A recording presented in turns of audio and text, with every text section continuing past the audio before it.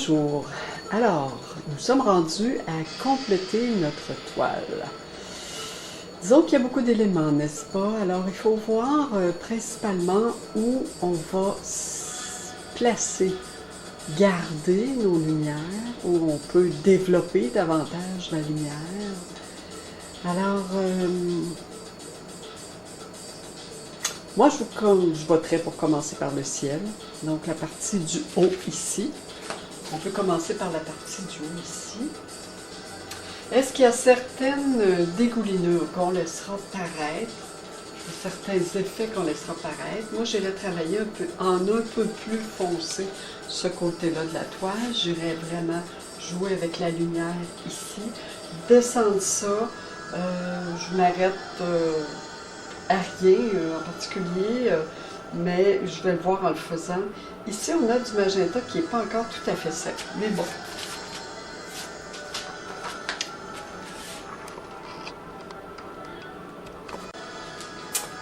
Bon, c'est ça. Alors, ce magenta-là, on va le laisser comme il est. On va essayer de ne pas trop l'accrocher.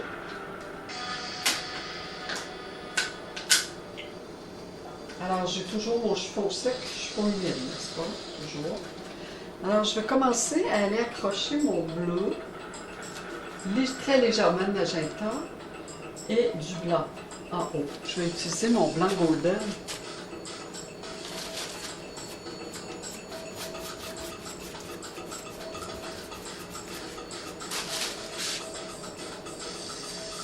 Et le blanc aussi Liquitex. Utilisez les deux.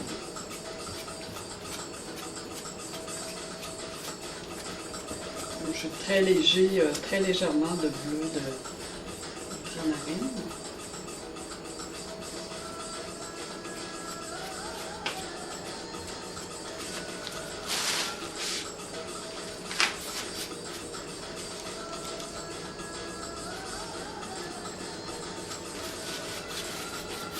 Alors, je travaille un peu avec le bleu, avec mon golden quinacridone de golden, là. Mélangé. Okay? Puis mon petit verre, le petit verre transparent dont je vous avais parlé. Donc j'ai le verre, ce verre-là, ok. Je vais vous les montrer. Donc, moi, mes deux couleurs là, que j'aime beaucoup, c'est le Azo Quinacridone de Golden. Azo, je vais vous dire exactement, il est un peu long, le nom, là. C'est Quinacridone Nickel Azo Gold de Golden Open. Okay. Et j'ai dans le triard, j'ai ce petit verre-là, donc un petit verre doré. J'ai du transparent, mais c'est pas sûr que c'est doré. Alors, j'ai mélangé ça pour donner une petite teinte verdâtre ici. Mais je vais remettre un peu de bleu.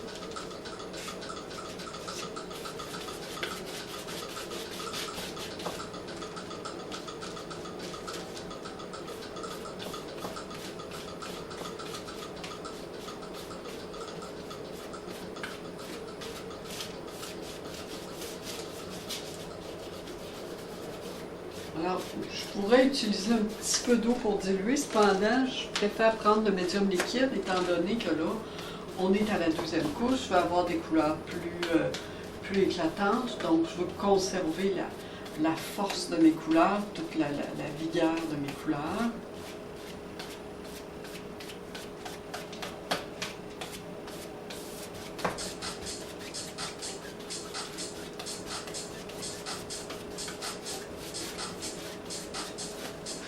Alors, ici,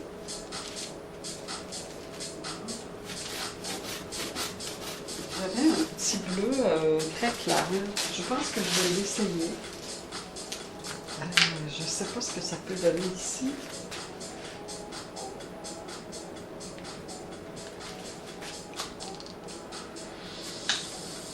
Donc, un peu de ce bleu là, que je vais vous montrer. C'est un petit bleu comme ça. Donc, c'est un bleu permanent. On l'appelle comme ça. J'ai besoin de mes lunettes. Donc, c'est un bleu clair permanent. Bon, c'est une teinte de bleu, c'est comme ça mélangé Ouais, un bleu tyrillium, peut-être un peu de turquoise, puis un peu de blanc pour donner ce bleu-là. Je vais juste l'essayer pour voir. Oui, ça. Ok, je vais aller chercher un peu plus. Donc, légèrement avec mon blanc et mon bleu. Quand on est dans des valeurs claires comme ça, on ne doit pas mettre beaucoup de couleurs foncées. Je veux dire, si je veux un blanc ici, je dois mettre ma couleur un peu que j'ai déjà là, soit le bleu, mais j'ai pas besoin d'en mettre beaucoup, ok? Parce que mon blanc va rester blanc quand même, là. Ok, j'en mets peu. Donc, tant que ma couleur est humide, je peux repasser.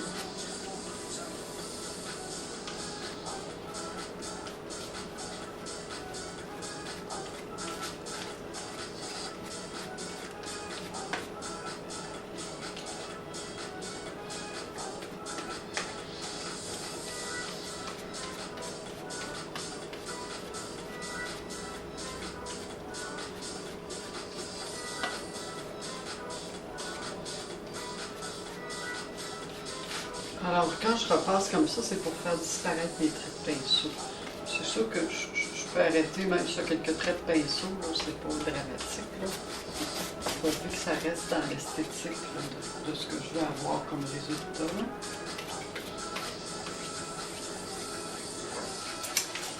Ok.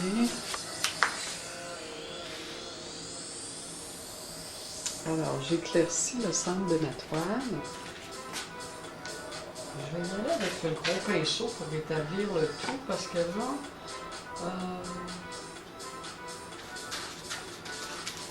je suis un peu moins satisfaite ici. Là. Alors, un gros pinceau me permet d'étirer la couleur, d'aller plus loin, de descendre davantage mes couleurs et de créer cette espèce de passage de couleur claire à un peu plus foncée, là, de façon plus soft, plus douce.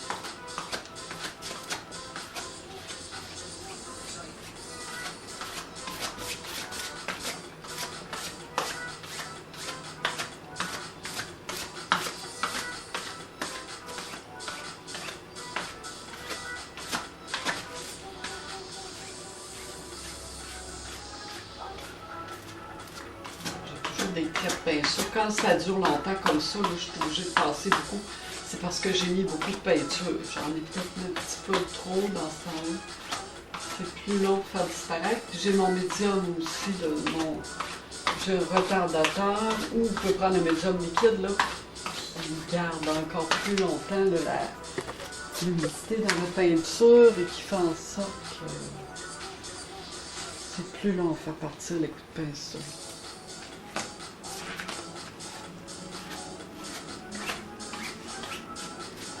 Je vais ajouter un peu de foncé ici.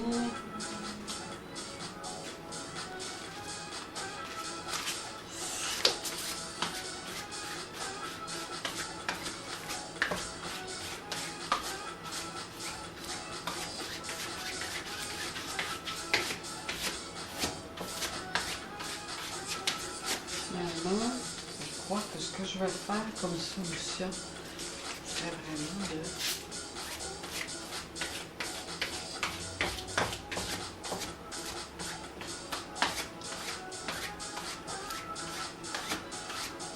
un peu d'eau. Je pense que c'est mon produit qui me donne beaucoup de...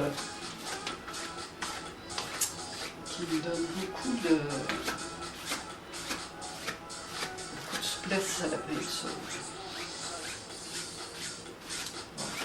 Voilà. Alors je me retrouve avec une peinture qui a vraiment une grande lumière vers le centre. J'ai uniformisé beaucoup ça, j'ai fait un grand fil. Je vais aller chercher ça ici.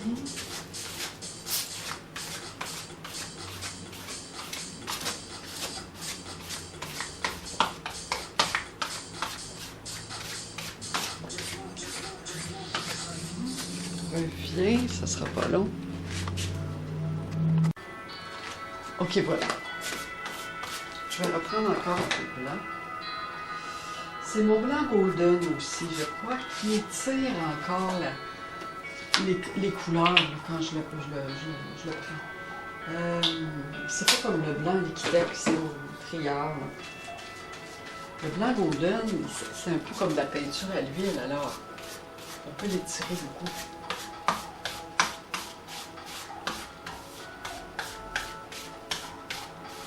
Je vais essayer de garder cet effet-là ici. Je dis bien, je vais essayer.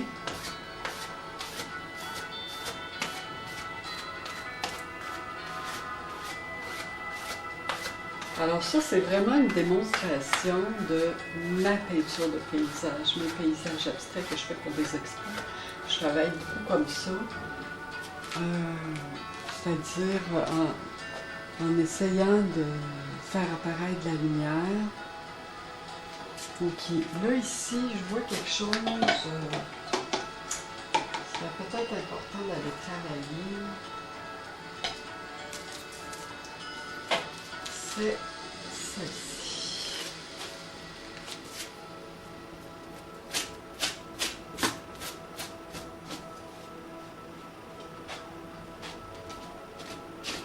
Donc, cette espèce de petit monticule qui fait penser un peu à un rocher, puis en même temps, je trouve qu'il se marierait peut-être bien avec le reste. Je vais l'essayer ici. Ok. J'ai quelque chose de l'autre côté aussi de semblable, une forme plus foncée, un élément plus foncé qui va rejoindre un peu cet élément-là.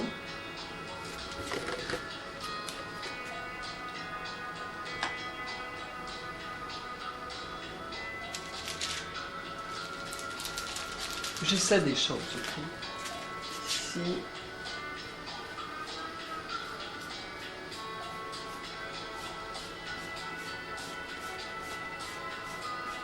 Donc, je rentre un peu dans mon ciel, partie qui est encore un peu humide. Ici, j'ai vraiment l'impression d'un pont. Je ne sais pas si...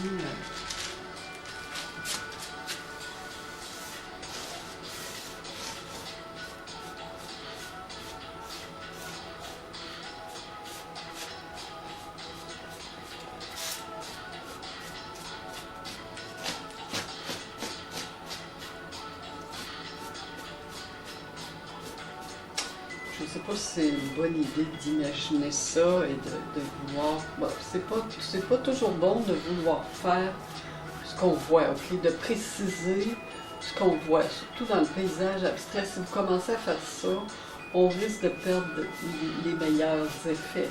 C'est-à-dire d'avoir la sensation d'être entre deux mondes, entre une réalité et quelque chose de rêvé. Le paysage abstrait, c'est ça. Entre le rêve et la réalité.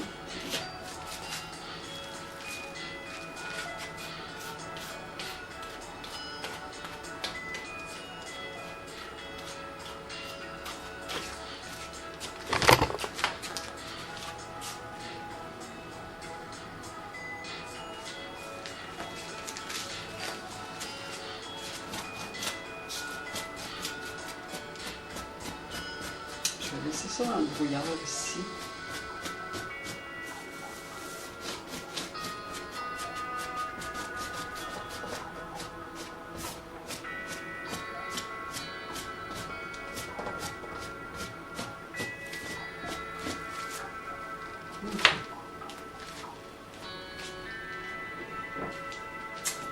Ok, maintenant, oups, m'excuse, hein. La caméra est un peu déplacée.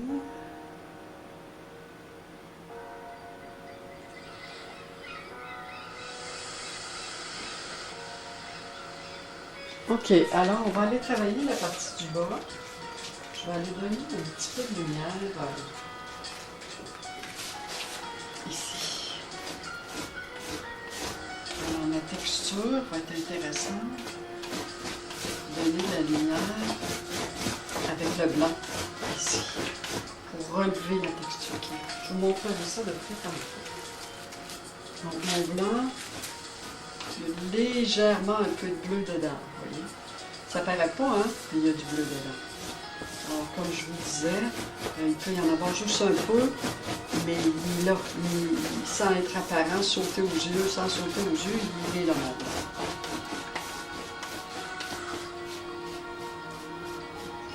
S'il y a quelque chose que vous n'aimez pas, vous avez fait disparaître, vous voulez garder, mais on prend le chiffon humide, vu que votre couche est sèche en dessous, on prend le chiffon humide et puis on peut venir enlever de la couleur. Okay? Comme cet élément-là, là, rouge oxyde et là, un petit peu de vert en bas, j'avais fait disparaître ça, je ne veux pas, donc je l'enlève. Je peux venir enlever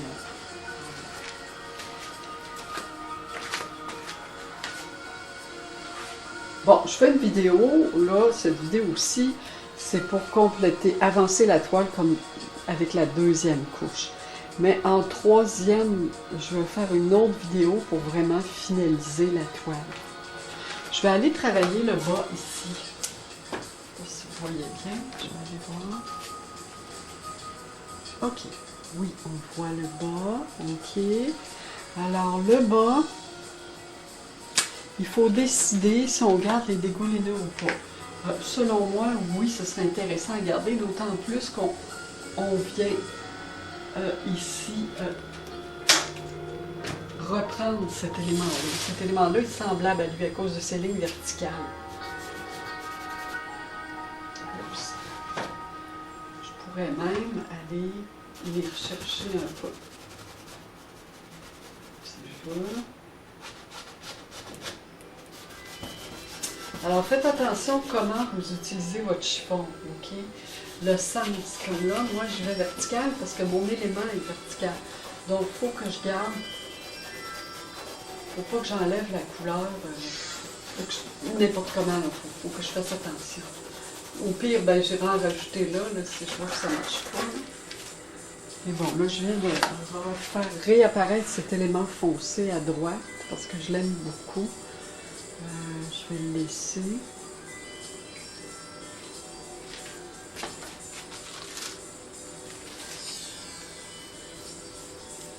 Ça me fait un petit peu trop de lumière ici, là.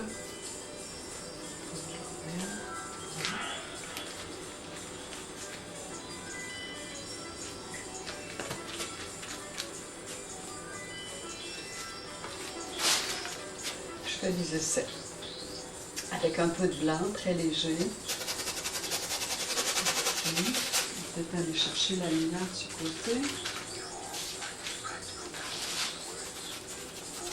Donc un peu de blanc, un peu de médium liquide et ou un peu d'eau. Je vais creuser mon blanc ici, donc je vois avec l'éclair les foncés. Je coupe ici, mais je vais monter un petit peu dans ma texture juste pour que ce soit pas trop drastique comme coupure, que ça coupe pas. Donc toujours essayer de lier vos couleurs doucement, ok? Faut que ça coupe trop de façon drastique, on ait des transitions de couleurs. Donc j'ai introduit ma lumière là, ça me semble intéressant comme effet. Je vais aller la chercher ici.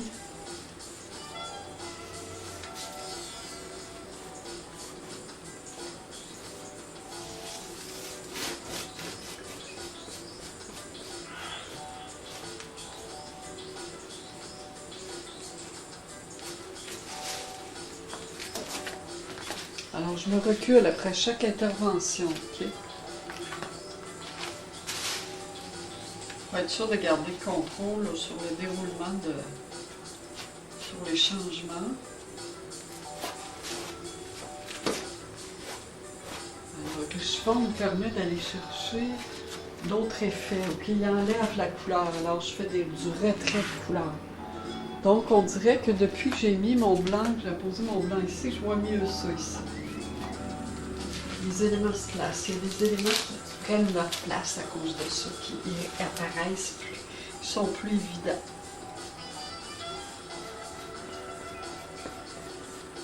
Je ne mets pas d'eau. J'ai mon vaporisateur, mais j'en mets pas. C'est juste au cas où. Hein. Je reviens à mon blanc ici.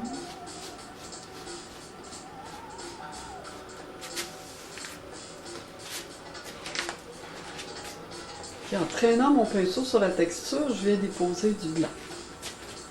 Ici, par exemple. Je vous montrerai de près, là, tantôt.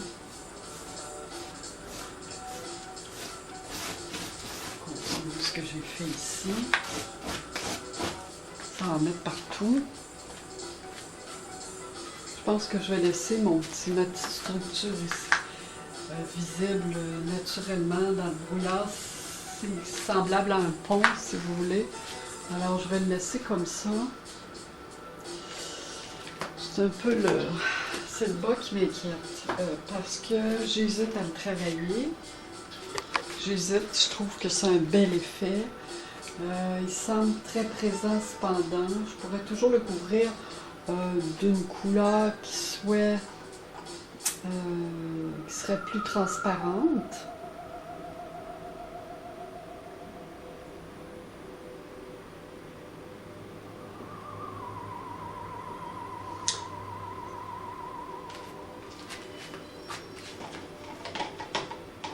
Si on essayait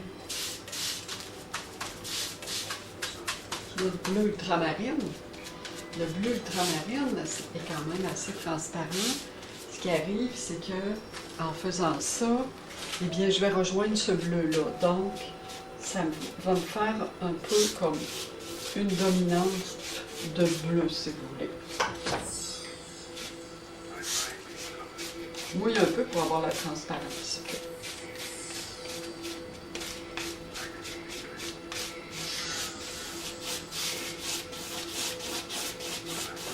Alors, en mouillant, ma peinture devient plus transparente. Si elle devient trop mate, à ce moment-là, dans une prochaine séance, je peux mélanger mon bleu avec du médium liquide. Je vais revenir un petit peu avec mon turquoise ici.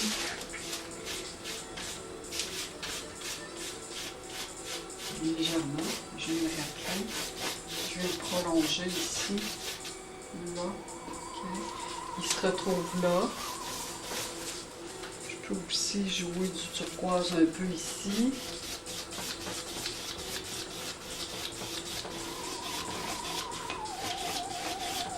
Voilà.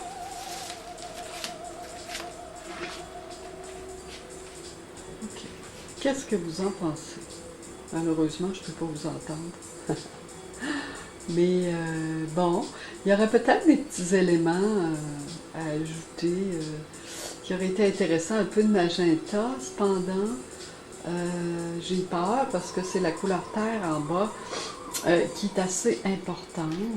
Ce que je peux faire, c'est que je peux aller la masquer un peu avec du bleu léger. On va la voir encore. Mais je vais juste la masquer un petit peu. En même temps, comme je vous dis, on va chercher notre dominant. Voilà, juste un peu. Oui, ça unifie ma surface. C'est pas mauvais. Pas mauvais. Parce que la couleur terre seule est assez forte, dépendant du genre de peinture qu'on a. Là. Mais c'est une couleur qui est très forte. Alors, il est préférable de l'utiliser. En fait, c'est un rouge oxyde, là. Il est tellement fort que c'est préférable de l'utiliser avec nos couleurs. Mais en mélange, comme je fais là, en transparence, en superposé. Alors, ce qui va me permettre de peut-être aller ajouter mon petit magenta. Vous savez, moi, j'aime le magenta. Juste essayer ça ici. J'aime bien que la couleur, à un moment donné, vienne puncher un petit peu quelque part. Okay? Pour moi, là.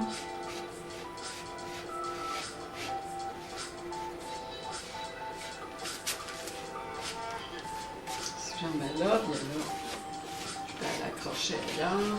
Cette couleur, je dis accrocher parce que je l'accroche. Je la fais accrocher mes textures finalement.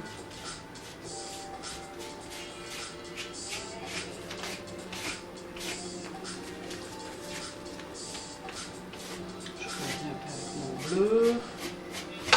Dans mon magenta. Oh! Oui, en effet, ça accroche l'œil.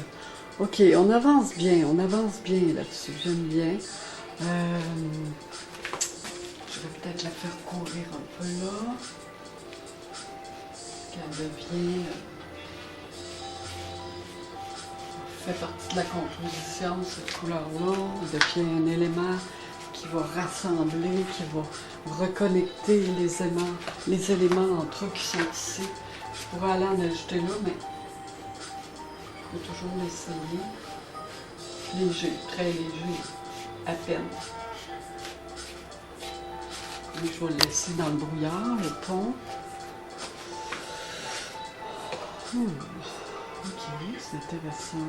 Alors, je pense que je vais la laisser comme ça. Je vais commencer l'autre toile pour ne pas trop l'user. Parce qu'après ça, on ne sait plus comment. Mais de toute façon, vous savez, la texture, je peux revenir dessus. Je peux aller réapposer nos couleurs, un blanc, un terre, un bleu.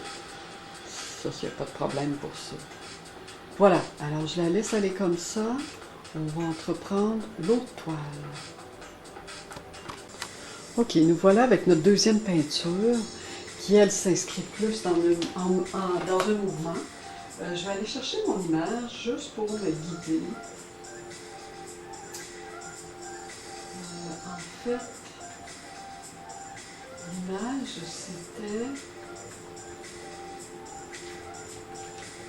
Si vous vous souvenez, là. L'image, en fait, excusez-moi pour la musique, c'était ça ici. OK? Alors, vous voyez, l'eau qui est moins large, qui apparaît moins large sur ma peinture. L'eau, je peux modifier hein, parce que je vais étirer la couleur. Alors, je vais regarder quand même un peu mon image et je vais probablement, si je regarde ça, là, probablement étirer mon eau un peu ici, puis un peu plus ici aussi. OK? Alors, on va l'étirer un peu. OK. Ce qu'on va faire, je prends mon gros pinceau, mon plus large. Bon. Alors, ce que je fais, je prends un peu de la couleur bleue après mon pinceau. J'en ai pas beaucoup. Je vais prendre un peu de mon rouge, mon jaune quinacridone. OK, je l'embarque dans ça. Sauf que il y aurait ce jaune-là ici, le jaune oxyde qui ressemble au jaune ocre que je vous avais montré.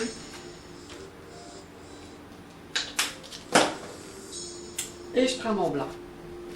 Donc, quinacridone ou jaune ocre, jaune oxyde ou jaune ocre.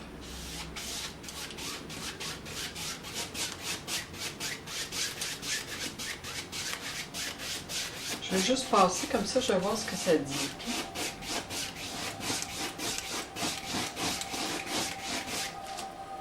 Et je vais aller me chercher un peu de médium liquide.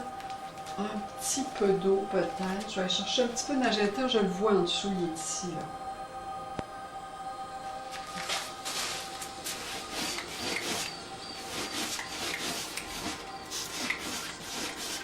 Pas trop d'eau parce que la couleur va devenir plus mate. Un petit bleu. Pas beaucoup de bleu. Un petit peu. Si je fais ça, c'est différent aussi.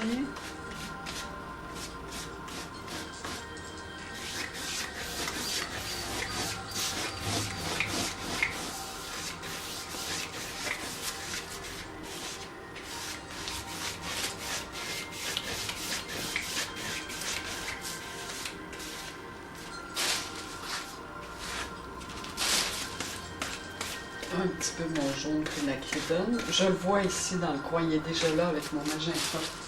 Alors je reviens avec ça.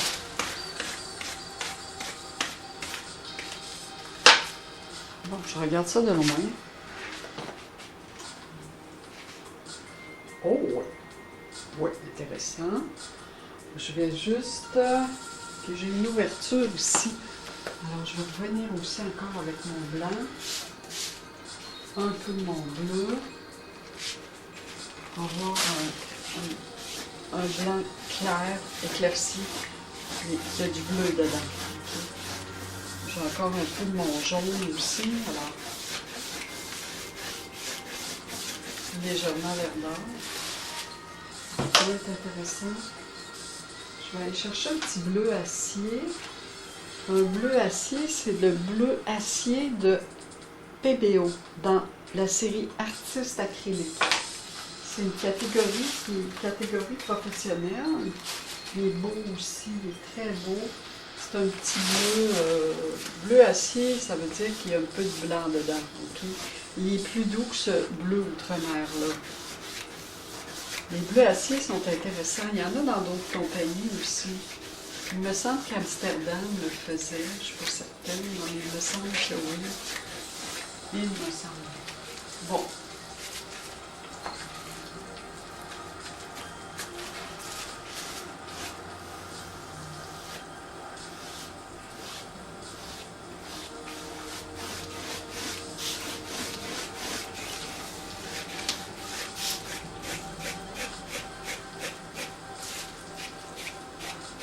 Alors, quand je brosse légèrement comme ça, j'ai créé cet effet d'eau beaucoup. Hein.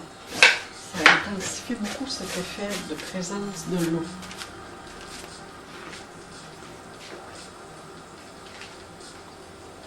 Ok, on reste dans l'abstrait. Donc, la proportion de mon eau est plus importante en bas qu'elle l'était. Bon, pour l'instant, je vous dirais que je n'irai pas trop toucher. En bas. J'ai ici, là. Je vais attendre parce que probablement que je vais faire des effets avec la texture ici en bas. Je vais juste nettoyer ça un peu. On voit un petit peu ce bleu. Puis il y a des petits grains qui viennent avec votre chiffon. Faites-vous en pas pour ça. C'est pas dramatique. Donc, j'ai encore, ça c'était le marc de café, je ne sais plus si c'est celui-là, le marc de café, oui, je pense que c'est le marc de café. Alors, ma texture fait vraiment comme une espèce de couleur de ciment. Alors, si vous passez votre linge sur votre texture, allez-y délicatement pour ne pas arracher trop de grains. Je ne sais plus si c'est ma texture marc de café. Non, je pense que ça, c'était ma pierre pulvérisée.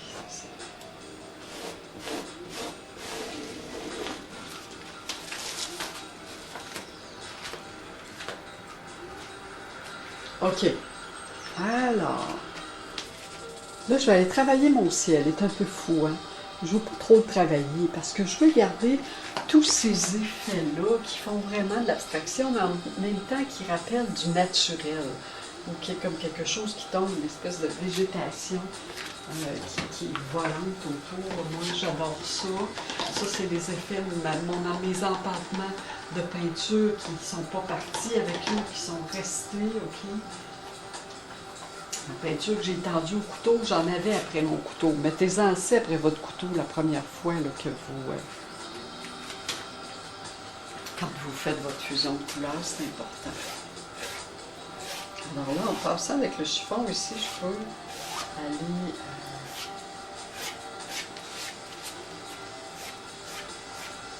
davantage, je vais ressortir le fond de la toile ici pour l'eau. OK. Alors, je vais travailler ma lumière en haut. Vous la voyez comme moi, je crois.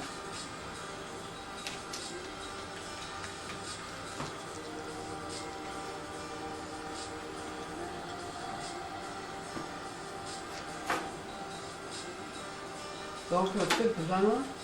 Je vais aller prendre un peu de mon golden azur. Très léger. Il est juste là, un peu ici, là. Je le mélange au blanc, puis je rentre tranquillement dans ça. Ici, que je ne veux pas trop défaire à gauche, je vais voir comment ça va se développer. Donc, je suis mon mouvement de couleur que j'ai déjà, OK, parce que je ne veux pas le défaire. Voilà. On va doucement. On y va très doucement.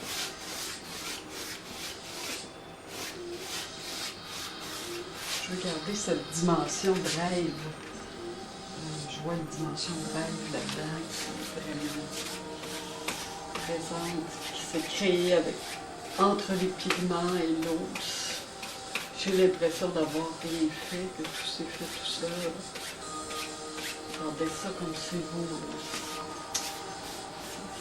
C'est épeurant de défaire ça. Voyez-vous le sens de mon chiffon? Je vais dans le sens de la couleur. Si je passe mon chiffon dans ce sens-là, je vais venir effacer ça. Alors, si je veux garder ça, il faut que j'aille dans ce sens-là. Et j'utilise toujours un côté propre du chiffon. Voilà.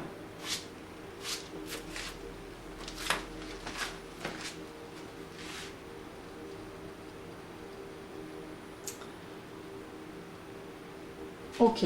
Je vais aller un peu passer à droite.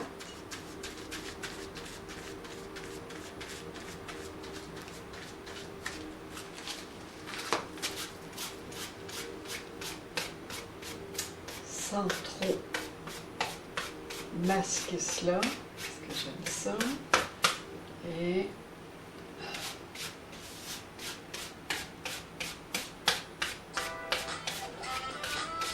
alors, si je fais ça, je peux aller rechercher mon élément qui est en dessous. Là. Okay. Avec mon chiffon.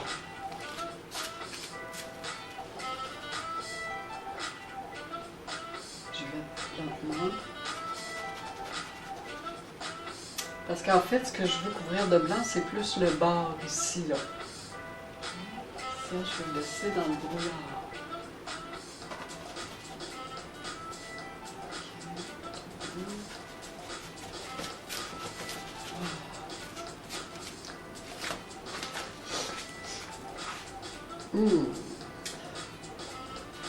Je vais accentuer aussi la lumière ici.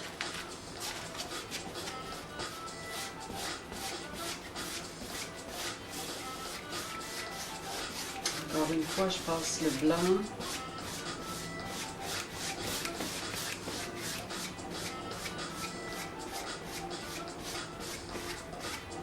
Et je vais repasser le chiffon. Là où je veux garder, conserver mes éléments. Ici, par exemple. Donc, je sais que lui était là. Donc, il y a moins de blanc là. Alors, je pars de là au lieu de partir comme ça pour ne pas étendre mon blanc par là-bas. Faites toujours attention à ça. Alors, comme ça, ben, mon blanc ne coupe pas trop. Et puis, je ne fais pas disparaître les petits éléments de...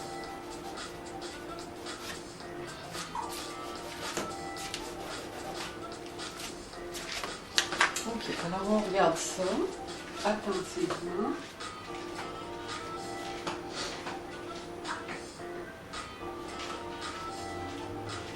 Qu'est-ce qui se passe dans ça? OK, donc j'ai un mouvement qui va vers la gauche et j'ai un genre de contre-mouvement qui vient ici. Alors ça fait ça et ça fait ça. Alors ici c'est plus flou, ça rentre mieux avec ça. Alors ici, il va vraiment falloir faire quelque chose. Alors je vais étendre ma lumière, je prends le risque d'y aller comme ça. Suivre un peu la verticalité. Et en même temps, je vais le brosser comme ça. Alors, comme ça pour suivre la verticalité de ce qui est déjà là. Mais comme ça pour en même temps que ça rentre mieux avec ça, qui est comme ça. Et là, j'uniformise un peu plus.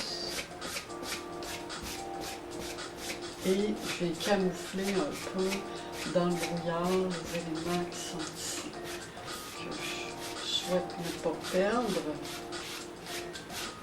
J'ai pas beaucoup de peinture après mon pinceau, j'ai de l'eau. On va voir ce que ça va donner. La lumière sera un peu plus importante ici.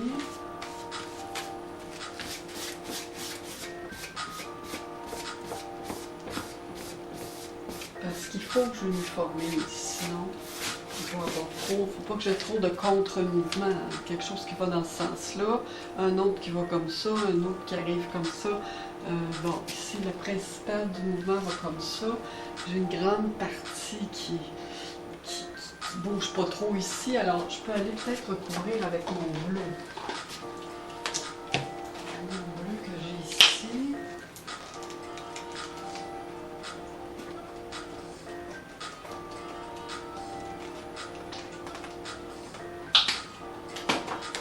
Mon petit bleu acier que je peux sortir.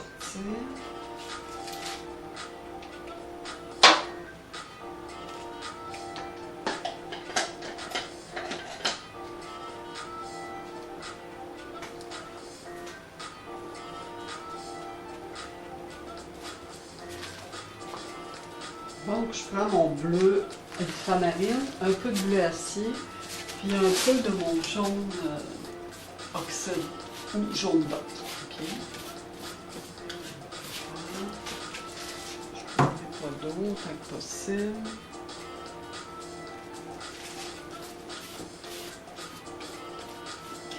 Parce qu'en fait, le coin de ma toile ici, il n'y a pas de peinture. Alors, j'essaie le plus possible d'aller couvrir, étant donné que c'est les bords de la toile en plus. Okay.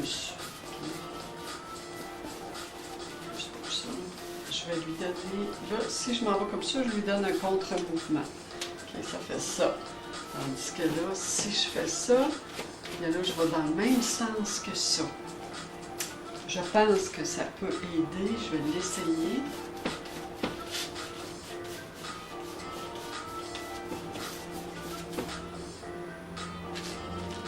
Golden avec mon oxyde, ça me donne un petit verre d'âtre, ok? Avec le bleu aussi, c'est sûr que ça. Ben, moi, j'aime quand même les verres d'âtre au ciel, ok? Ça me dérange pas, là. Pas de problème avec ça.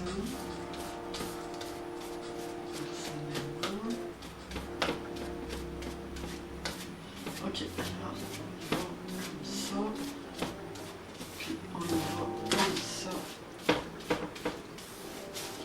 Là, je veux qu'il y ait un point de tranquillité, c'est pour ici, là. C'est pour ça que je brosse dans les deux sens, parce que je veux qu'il soit plus uniforme. On ne voit pas vraiment le sens des traits de pinceau, des coups de pinceau. Je regarde ça de loin. Oui, ça me semble intéressant, parce que là, je viens de faire dominer mon mouvement d'espèce de vague comme ça, puis comme ça. Okay. Alors là, ça a plus d'allure un peu.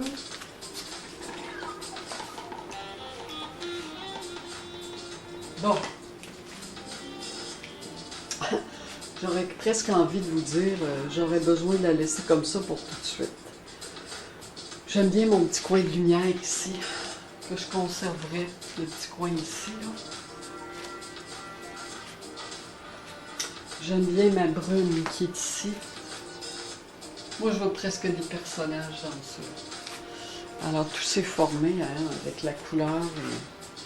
Ce que je pourrais faire, ça serait peut-être d'aller foncer des parties où il y avait le gris peint. Je ne sais pas si je suis capable d'aller en chercher un peu. Je suis un peu à court de gris peint. On peut toujours remplacer le noir mélangé au bleu. J'en ai. J'essaierai peut-être ça ici.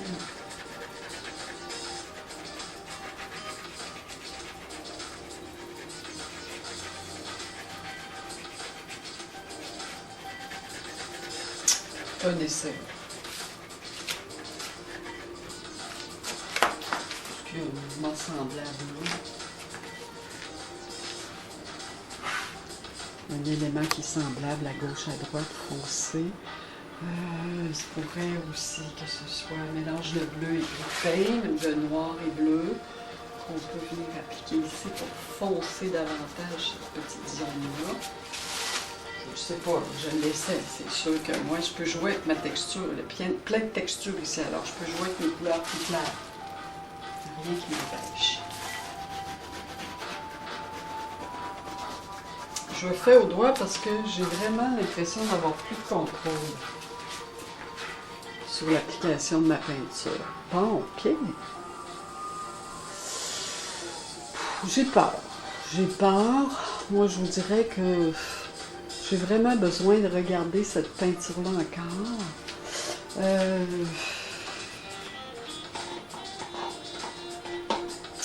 Le rouge magenta pourrait être intéressant, étant donné que j'en ai déjà.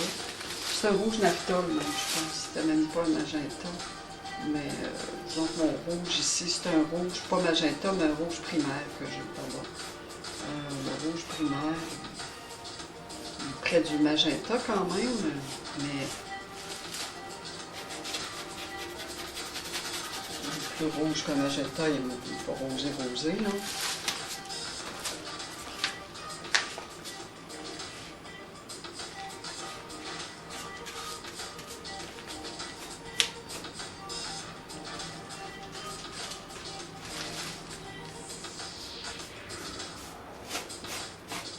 Le clair que j'avais tantôt.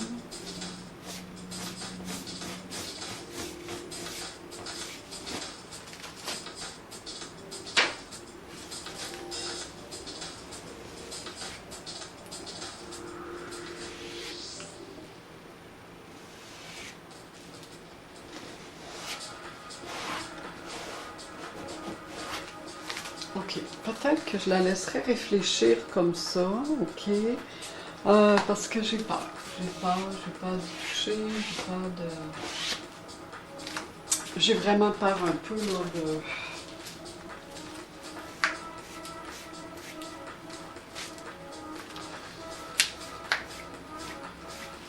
Ok, alors je crois qu'on va laisser les choses comme ça pour aujourd'hui. Et puis, je vais avoir... Regardez, je vais faciliter les choses. J'aurai une autre vidéo pour terminer ces deux peintures. Alors,